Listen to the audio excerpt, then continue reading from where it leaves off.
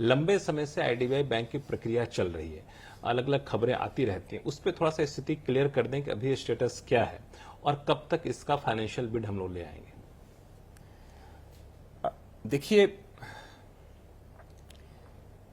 मैं बहुत स्पेसिफिक तारीख आपको नहीं दे सकता हूं, लेकिन इतना आश्वासन दे सकता हूं कि आईडीबीआई बैंक का डिसइन्वेस्टमेंट ट्रैक पर है, ड्यू डिलिजेंस कर ली गई है, जो भी डेटा इश्यूज थे उनको रिजॉल्व कर लिया गया है और उसके आगे की कार्रवाई जारी है। आप अगले 3-4 महीने में कुछ ना कुछ खबर अवश्य देखें। तो अगले फाइनेंशियल ईयर के फर्स्ट क्वार्टर में फाइनेंशियल बिड आ जाएगा, इसकी संभावना रखें? मैं तारीख नहीं देना चाहूंगा, लेकिन इतना आश्वासन देना चाहूंगा कि आप अच्छी खबर या जो भी न्यूज या खबर है वो आपको समय अनुसार मिलेगी। एक्सप्रेशन ऑफ इंटरेस्ट में जिन कंपनियों ने दिलचस्पी दिखाई थी उनको डेटा रूम एक्सेस दिया गया था, क्या वो ड्यू डिलिजेंस पूरा हो चुका है? मैंने आपको बताया कि सभी डेटा रूम इश्यूज रिजॉल्व कर दिए गए हैं और ड्यू डिलिजेंस पूरा हो गया। एक सवाल और आईडीबीआई बैंक को लेके, क्योंकि जो कैबिनेट ने डिसीजन दिया था उसमें था कि एलआईसी अपनी भी हिस्सेदारी बेचेगी, सरकार अपनी भी हिस्सेदारी बेचेगी, वो स्टैंस अभी बरकरार है या फिर चूंकि मार्केट कंडीशन को देखते उसमें कुछ बदलाव आया है? स्टैंड बरकरार है, नीति और निर्णय के अनुसार कार्य तेजी से चल रहा है। तो दोनों स्टेक बेचेंगे साथ में या फिर हो सकता है एलआईसी बाद में बेचे, सरकार पहले अपनी हिस्सेदारी बेचे? समय आने दीजिए। समय आने दीजिए। चलिए, बहुत ही अच्छा आपने बताया, लेकिन कोई भी आप रिवील करने को तैयार नहीं, लेकिन अच्छी बात है, मार्केट सेंसिटिव चीजें नहीं करना चाहिए। एक सवाल और पूछ लूं, जवाब की अपेक्षा नहीं रखता हूं, फिर भी Shipping Corporation of India, BML, इन सबको कैबिनेट अप्रूवल दिए बहुत दिन हो गया स्ट्रेटेजिक सेल का, लेकिन कुछ बात आगे बढ़ी नहीं।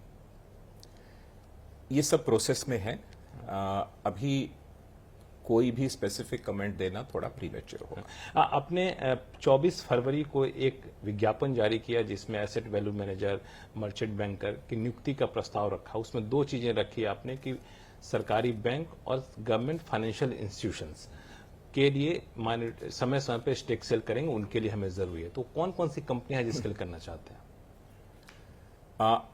अगेन मैं इसको दूसरे तरीके से इसका जवाब दूंगा।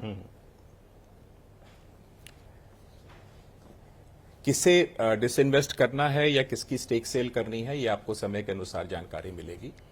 हमने आरएफपी इसलिए निकाला था कि फाइनेंशियल सेक्टर में हम चाहते हैं कि अच्छे से अच्छे इन्वेस्टमेंट मैनेजर्स सामने आए इस काम में हमारी सहायता करने के लिए, और इसीलिए उसको ब्रॉड बेस रखा गया है ताकि इस सेक्टर में जितने लोग कार्य करते हैं वो सभी फाइनेंशियल इंस्टीट्यूशंस को एक साथ एक नजरिए से देखकर कार्य करते हैं। उनकी स्ट्रैटेजी भी अलग होती है, जैसे कि एक ऑयल कंपनी या कोल कंपनी और एक फाइनेंशियल सेक्टर की जो फाइनेंसिंग कंपनी है,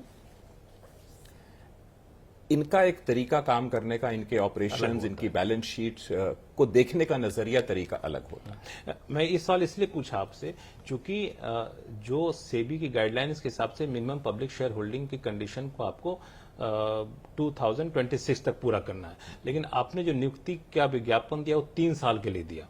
तो क्या इस मिनिमम पब्लिक शेयर होल्डिंग की शर्त को पूरा करने की मियाद आगे बढ़ाने की वकालत या सिफारिश करेंगे आप सेबी से?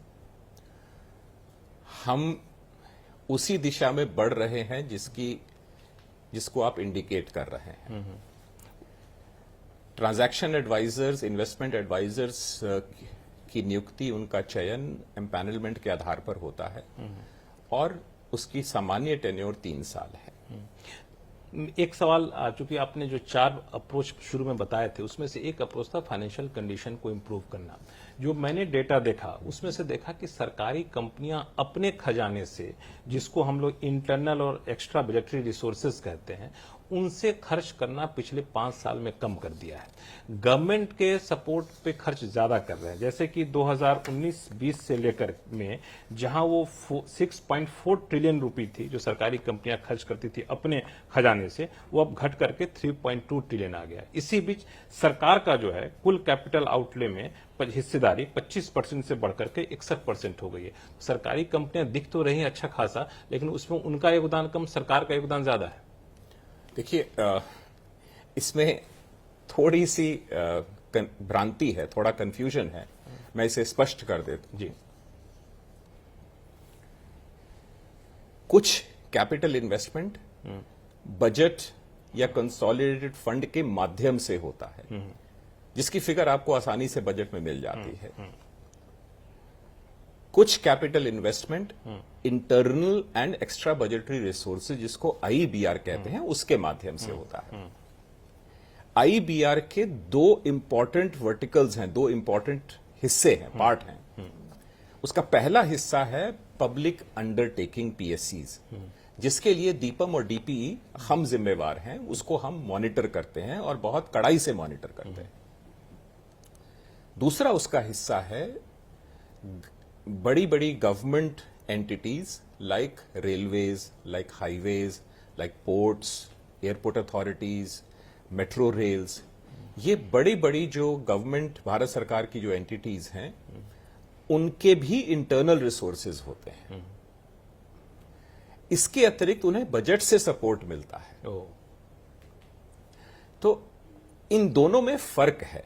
आप एक तरफ इंफ्रास्ट्रक्चर क्रिएट कर रहे हैं जिससे देश की ग्रोथ बेटर होगी, प्राइवेट सेक्टर की क्राउडिंग इन होगी और पब्लिक और प्राइवेट निवेश बढ़ेगा। दूसरी तरफ पब्लिक एंटरप्राइजेस है। तो पब्लिक एंटरप्राइजेस का जहां तक सवाल है, उनकी financial performance, top line, bottom line और कैपिटल इन्वेस्टमेंट तीनों सस्टेनेबल तरीके से बढ़ रहा है। उदाहरण के लिए पिछले वर्ष 2023-24 में 3.23 लाख करोड़ का कैपिटल इन्वेस्टमेंट पब्लिक एंटरप्राइजेस ने किया था। इस वर्ष 3.4 लाख करोड़ के टारगेट के विरुद्ध ऑलरेडी 3.3 करोड़ हो गया है और यह टारगेट एक्सीड होगा। और अगले वर्ष इससे भी बड़ा टारगेट 4.31 लाख करोड़ रखा गया है और हम उसे भी हासिल करने का पूरा प्रयास करेंगे।